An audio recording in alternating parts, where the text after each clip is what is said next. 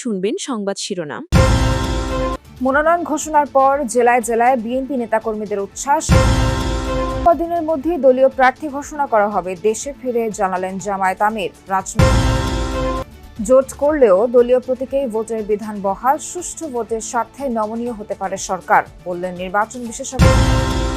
হবিগঞ্জের শাস্তাগঞ্জে দুটি যাত্রীবাহী বাসের মুখোমুখি সংঘর্ষে অন্তত ৩ জনের মৃত্যু, আহত ৪০, প্রাণহানি আরও বাড়ার শঙ্কা। আসসালামু আলাইকুম। এতক্ষণ শুনছিলেন সংবাদ শিরোনাম, এখন শুনবেন বিস্তারিত। জাতীয় সংসদ নির্বাচনে দিনাজপুর ৩ আসনে বিএনপি চেয়ারপারসন খালেদা জিয়া প্রার্থী হওয়ার আনন্দ র্যালি করেছেন নেতাকর্মীরা। সকালে বিভিন্ন ইউনিয়ন থেকে খণ্ড খণ্ড মিছিল নিয়ে শহরের গোরে শহীদ ময়দানে জড়ো হন তারা।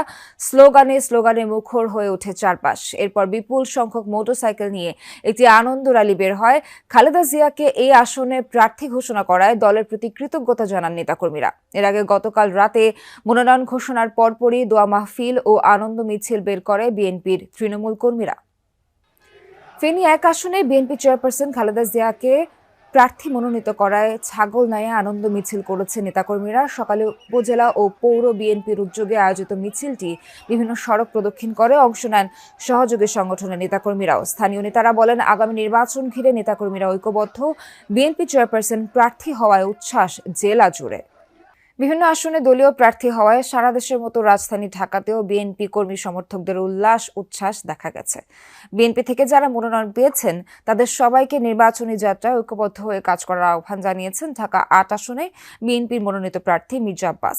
সকালে নয়াপল্টনে বিএনপির ভাইস চেয়ারম্যান সাদেক হোসেন খোকার ৬ষ্ঠ মৃত্যুবার্ষিকী উপলক্ষে দোয়া মাহফিল ও আলোচনা সভায় এ আহ্বান জানান তিনি। বলেন, দেশে অরাজকতা চলছে, তবু দেশের মানুষ দেশপ্রেমিক ব্যক্তিকেই ভোট দিবে। বিএনপি মনোনীত তরুণ প্রার্থীদেরকে জয়ী করার জন্য নেতাকর্মীদের কাজ করারও আহ্বান জানান মির্জা আব্বাস। একই অনুষ্ঠানে বিএনপি মনোনীত ঢাকা ৬ আসনের প্রার্থী ইশরাক হোসেন বলেন, ৩টি পাতানো নির্বাচনের পর অন্তর্বর্তী সরকারের অধীনে আগামী নির্বাচন হতে যাচ্ছে। তাই দলের পক্ষে যাকেই মনোনয়ন দেওয়া হোক না কেন, তার পক্ষে সবাইকে কাজ করতে হবে। অনুষ্ঠানে ঢাকা ৪ আসনে বিএনপি প্রার্থী তানভীর আহমেদ রবিনও মনোনয়ন পাওয়ায় দলের প্রতি কিছুদিনের মধ্যে দলীয় প্রার্থী ঘোষণা করা হবে। ১৫ দিনের বিদেশ সফর শেষে দেশে ফিরে এমনটাই জানালেন জামায়াতের আমির ডক্টর শফিকুর রহমান। পবিত্র উমরা পালন এবং যুক্তরাজ্য সফর শেষে দেশে মঙ্গলবার ভোরে ফেরেন ডক্টর শফিক। শাহজালাল আন্তর্জাতিক বিমানবন্দরে সাংবাদিকদের সাথে কথা বলেন তিনি। মতানৈক্যই গণতন্ত্রের সৌন্দর্য, এমন মন্তব্য করে জামায়াত আমির বলেন, রাজনৈতিক দলগুলোর মধ্যে মতানৈক্য হোক, মতবিরোধ না হোক। প্রবাসীদের ভোটাধিকার নিশ্চিতে রেজিস্ট্রেশনের সময়সীমা আরও ১৫ দিন বাড়ানোর আহ্বান জানান ডক্টর শফিক। দেশ বিনির্মাণে গণমাধ্যম কর্মীদের পাশে থাকার আহ্বানও জানান। জামায়াত আমিরকে বরণ করে নিতে ভোর থেকে বিমানবন্দরে ভিড় করেন দলটির বহু নেতাকর্মী।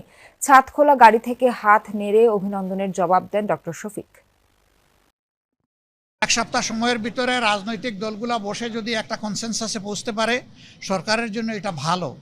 এবং আমরাই সবার আগে আমাদের পক্ষ থেকে আমাদের নায়েবে আমির আহ্বান জানিয়েছেন যে আসুন আমরা খোলামেলা আলোচনা করে আমরা সমাধানে পৌঁছি। আমি নির্বাচিত হইনি, আমার সহকর্মীরা আমার উপরে একটা দায়িত্বের ভার অর্পণ করেছে।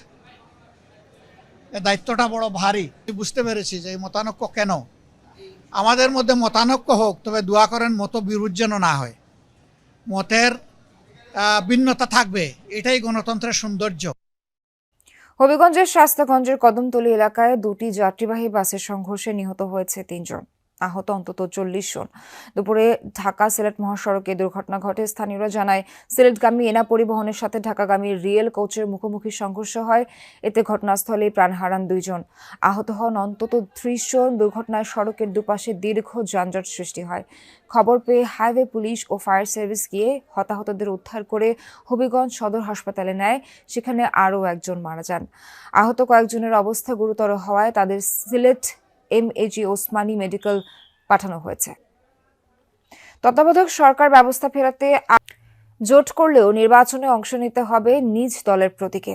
এ নিয়ে বিএনপি সহ সমমনা দলগুলোর আপত্তি সত্ত্বেও শেষ পর্যন্ত এমন বিধান যুক্ত করে গণপ্রতিনিধিত্ব আদেশ বা আরপিও সংশোধন অধ্যাদেশ জারি করেছে সরকার। সদ্যবিদায় নির্বাচন সংস্কার কমিশনের সদস্যরা বলছেন, প্রেক্ষাপট বিবেচনায় তারা এমন সুপারিশ করলেও বাস্তবতা বিবেচনায় সরকার কিছু ক্ষেত্রে নমনীয় হতে পারে। তবে ছোট দলগুলোর শক্ত অবস্থান তৈরির ক্ষেত্রে নিজ প্রতীকে নির্বাচনের ক্ষেত্রেও সমস্যা দেখেন না বিশেষজ্ঞরা। লাভলি বিথের রিপোর্ট।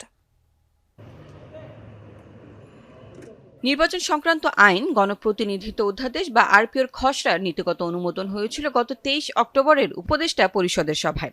এর খসড়ায় প্রস্তাব ছিল জোটে ভোট করলেও দলীয় প্রতীকে নির্বাচন করতে হবে। জামায়াত ও এনসিপি এমন সংশোধনীর পক্ষে থাকলেও আপত্তি জানিয়েছিল বিএনপি সহ সমমনা ছোট দলগুলো। নির্বাচন কমিশন ও আইন উপদেষ্টাকে চিঠিও দিয়েছে বিএনপি। রাজনীতির মাঠে এ নিয়ে দলগুলোর বিপরীতমুখী অবস্থানের মধ্যেই আরপিও সংশোধনীর গেজেট প্রকাশ করেছে সরকার। এতে বলা হয়েছে, বিজ্ঞপ্তি প্রকাশের 3 দিনের মধ্যে ইসির কাছে আবেদন করা হলে 2 বা এর বেশি নিবন্ধিত রাজনৈতিক দলের সংযুক্ত প্রার্থীদের মনোনয়নের ক্ষেত্রে কমিশন প্রার্থীর নিজ দলের জন্য সংরক্ষিত নির্বাচনী প্রতীক বরাদ্দ দিতে পারবে।